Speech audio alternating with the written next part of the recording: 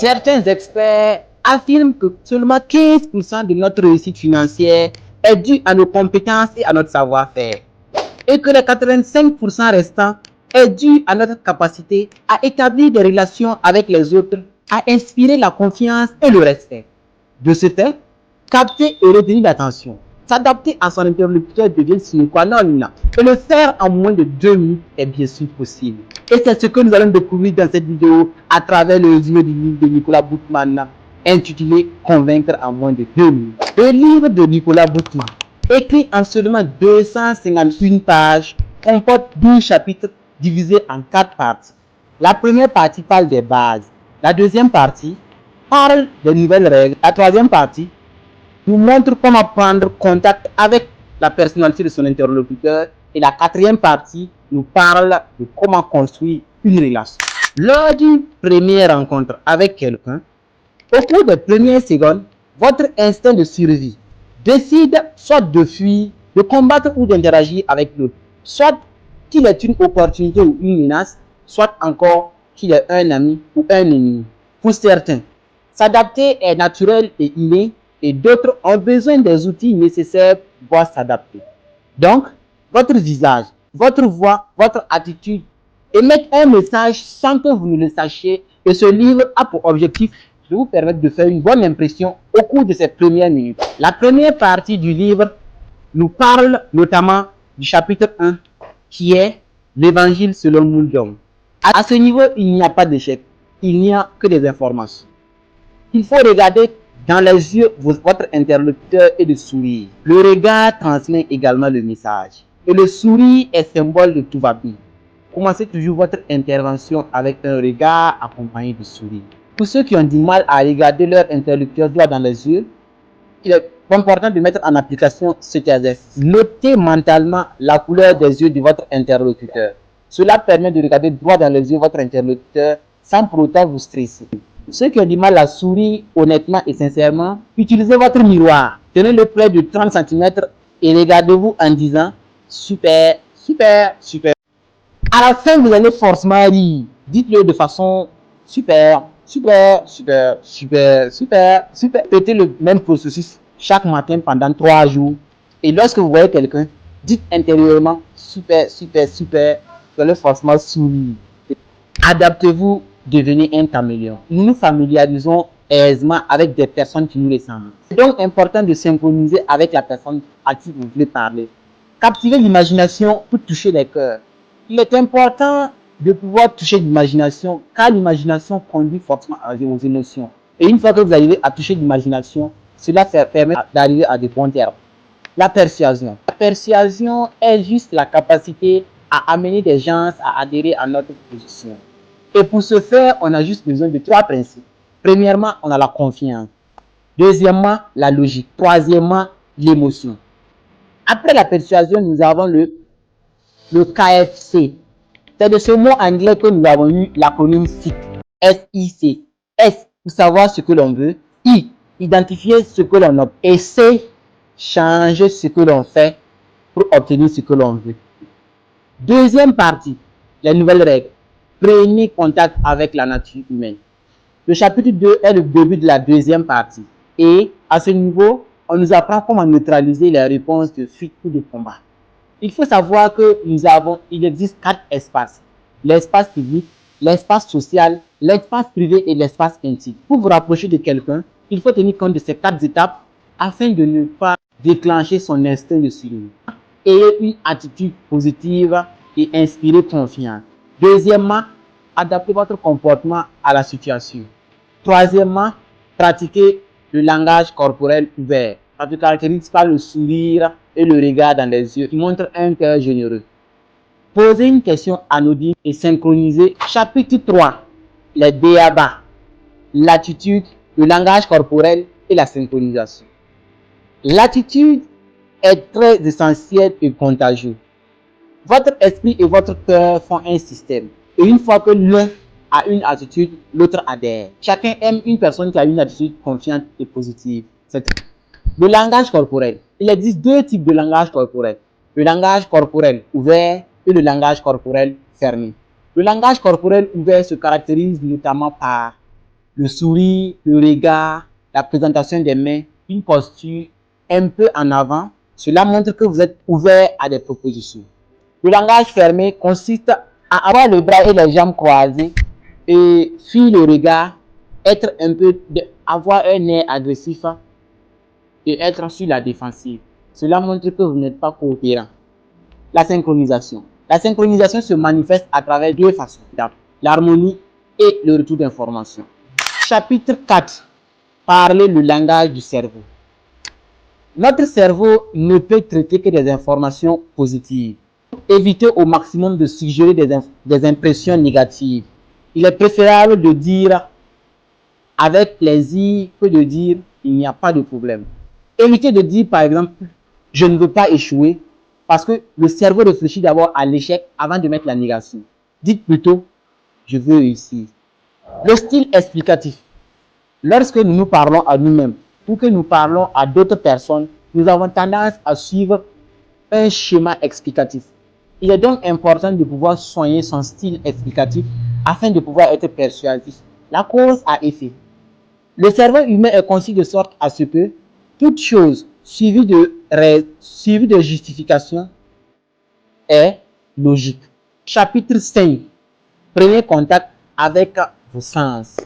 La meilleure manière de transmettre une information à quelqu'un, c'est de s'adapter à son style de personne.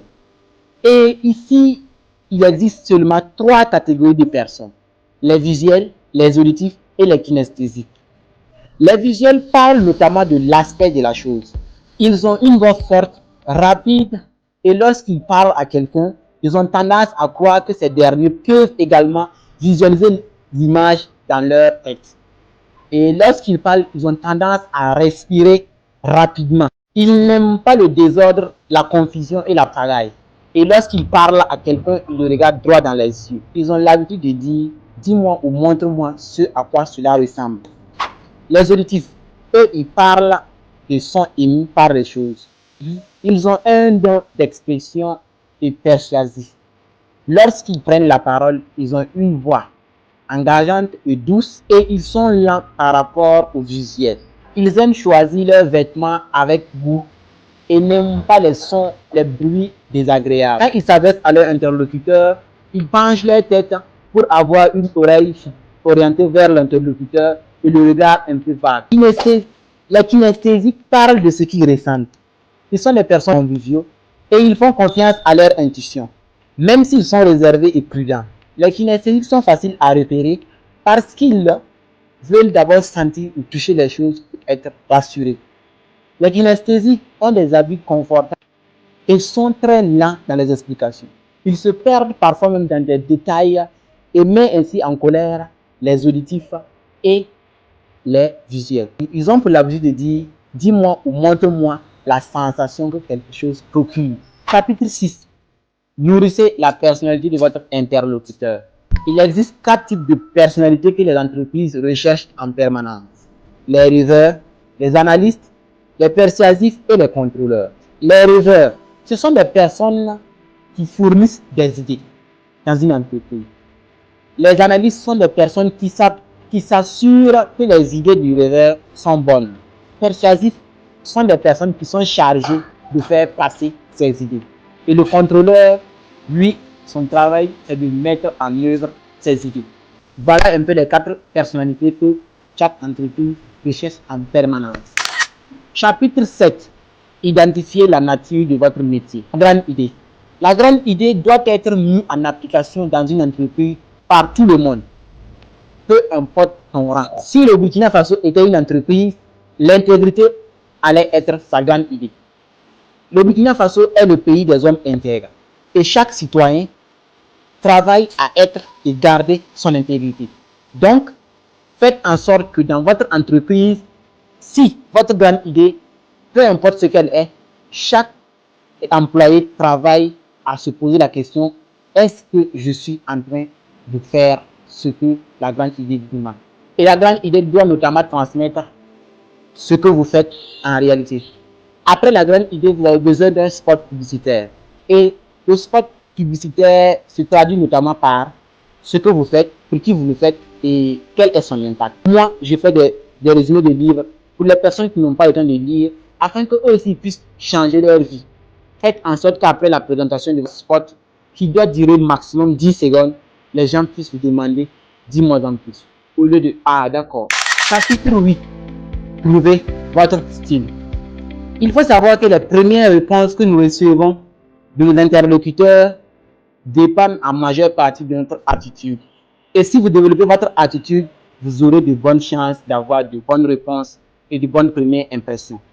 L'auteur ici nous montre comment est-ce que nous allons faire pour avoir un bon style.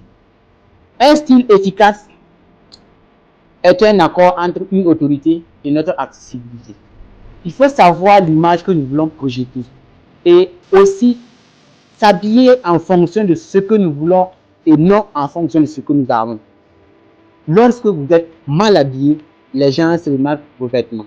Mais lorsque vous êtes bien habillé, les gens vous remarquent vous. Il est très important de bien vous habiller. Quatrième partie, construire une relation. Le chapitre 9, ouvrir une ligne de communication. 5 étapes pour pouvoir avoir une communication. Waouh! Première étape, ouvrir. Il est important de s'ouvrir à travers un langage corporel ouvert. Deuxième étape, regarder. Le regard dans les yeux transmet un message et c'est très important. Troisième étape, le sourire. Le sourire est le symbole de tout va bien. Donc, sourire. Quatrième étape, parler. Soyez la première personne à parler. Et la cinquième étape, synchroniser. Comportez-vous comme votre interlocuteur et faites en sorte que tout ce que vous avez fait dès le premier soit en harmonie. Une fois que ces 5 étapes sont accomplies, il faut chercher maintenant à se présenter. Ayez déjà une présentation que vous avez à côté. Cherchez une opportunité de vous présenter. Et une fois que vous avez l'opportunité de vous présenter, levez-vous et éliminez les barrières pour aller vers votre interlocuteur. Ça permet déjà de nouer des contacts. Et une fois maintenant que vous avez cette opportunité, serrez la main et le poignet s'il vous plaît, faites en sorte que ça soit ferme, rapide et respectueux. C'est très important. Voilà. Et permettez aussi, mettez en contact les autres. Présentez vos autres et vos autres camarades en fait. Si vous êtes avec un camarade, présentez-le. Mais n'oubliez pas, on présente les personnes les moins importantes aux personnes les plus importantes. Exemple, Monsieur le Président, je vous présente Monsieur la souris. C'est très important. Cherchez un terrain d'entente. Donc, suivez les 5 étapes, présentation et retenez maintenant un terrain d'entente. Chapitre 10.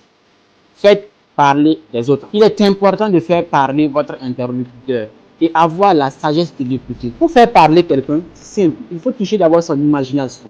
J'espère que vous vous rappelez. Voilà. C'est toucher l'imagination de votre interlocuteur pour parvenir à ses émotions.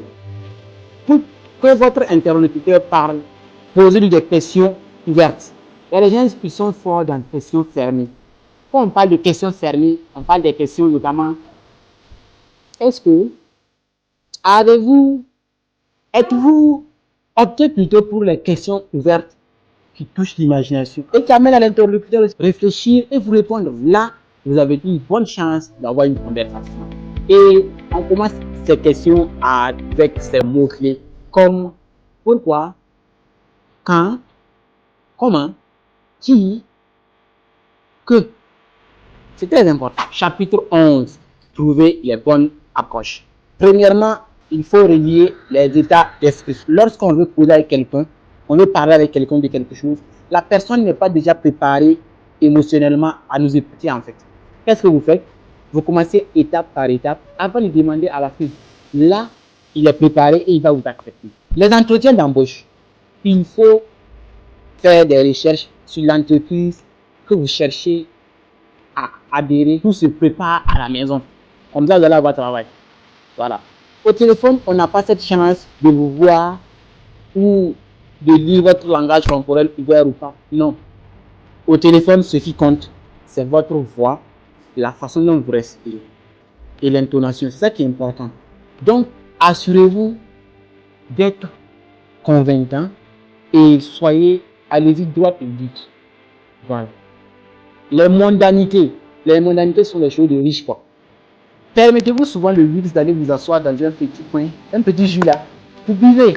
Et là, vous pouvez également causer et n'oubliez pas, laissez tomber votre langage corporel fermé et optez pour le langage corporel ouvert. Et en ce moment, quand vous échangez avec un petit jus, là, vous voyez que c'est plus ouvert. Et là, on vous dit des choses faciles. Chapitre 12. Qu'importe le flacon, pourvu qu'on ait l'ivresse. Il est important d'établir votre crédibilité et votre autorité. Tout ça se passe au niveau de l'attitude. C'est très important. Donc, soyez crédible et ayez une attitude positive. Deuxièmement, il faut transmettre votre message en moins de 2 minutes. Quand vous prenez la parole pour donner une information, chacun se pose la question de savoir, et alors, en quoi ça me concerne? Pourquoi? Ayez toujours cette sagesse-là de délivrer le message en moins de 2 minutes. Là, vous allez vous faire plus écouter et on va vous écouter. Troisième étape, croyez en vous. Si vous ne croyez pas en votre sujet, on ne peut pas vous écouter en fait. Quatrième étape, contrôlez votre respiration. Cinquième étape, montrer de la personnalité. Et pour finir, utiliser des métaphores. Il finit maintenant le résumé du livre en utilisant la citation de Sun Tzu qui dit: quand vous les saisissez, les occasions se multiplient. Voilà un peu la fin du résumé du livre de Nicolas Gutmann, Convaincre en moins de 2 minutes. J'espère que vous avez eu du plaisir à l'écouter et j'espère que vous allez pouvoir mettre en application ce qu'il a dit. Pour ceux qui ont besoin de livre là, c'est comme d'habitude. Écrivez-moi et vous aurez votre livre. Merci beaucoup d'avoir suivi ce résumé du Prends fin. Donc, rendez-vous maintenant pour le samedi prochain, le résumé du livre de 40 ans de prison et 5 ans de travail forcé. Bye!